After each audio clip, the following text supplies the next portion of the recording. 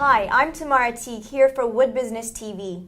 According to a recent survey conducted by Canadian Forest Industries magazine and woodbusiness.ca, Canadian logging contractors continue to struggle with logging rates, profitability, and succession planning. The survey was conducted by independent research company Bram & Associates with support from sponsors Tiger Cat Industries, Holdings, Stihl, and Ponce.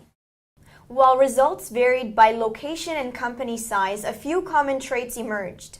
Less than half of respondents have seen a rate increase in the past 3 years, with smaller companies and those in Quebec and Atlantic Canada faring the worst.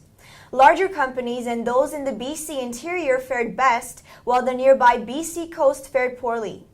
While both loggers and mill woodlands managers felt a profit margin of 11% or more was fair for seasoned contractors, the reality falls short. 17% make no profit at all. 2/3 make between 1 and 10%, and that leaves only 9% making 11% or more. Again, smaller contractors tend to make a lower margin, and Ontario fared worst among regions with 31% reporting no profit at all. Not surprisingly, Canada's contractor force skews to the older side, with 56% being over 46 years old. In total, 57% expect to be out of the industry within 10 years, numbers that keep industry managers awake at night.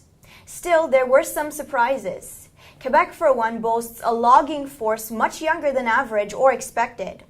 87% of its loggers are under 55, with a whopping 42% under 35. We have Canadian Forest Industries editor Maria Church in studio to discuss the results. So Maria, what, if any, surprises caught your eye? Well, the relatively young contractor force in Quebec was a pleasant surprise. At 42% younger than 35, the next closest was Ontario with only 18%. And BC is between just 8 and 11%, so there's a big gap. Okay, and what do you think are the biggest issues the survey uncovered? Well, rates for starters, but there's no surprise there. That, coupled with the rapid increase in equipment cost, likely from the falling Canadian dollar. If you combine rising costs with the stagnant or falling rates, it's a recipe for shrinking or vanishing margins, and that's what we're seeing. As always, the industry in Quebec and Atlantic Canada seem to be running very lean, but it appears the biggest erosion is happening in Ontario and the BC coast. Succession planning is also a big concern. That 57% planning to leave the industry inside of 10 years needs to be replaced.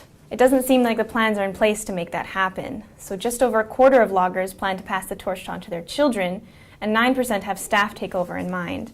That leaves almost 2/3 with no plan at all aside from auctions or selling to an unidentified contractor. Okay, Maria, so any additional highlights in the survey? Yeah, well, on the plus side, access to finance does not seem to be an issue for most loggers, and fuel costs are falling.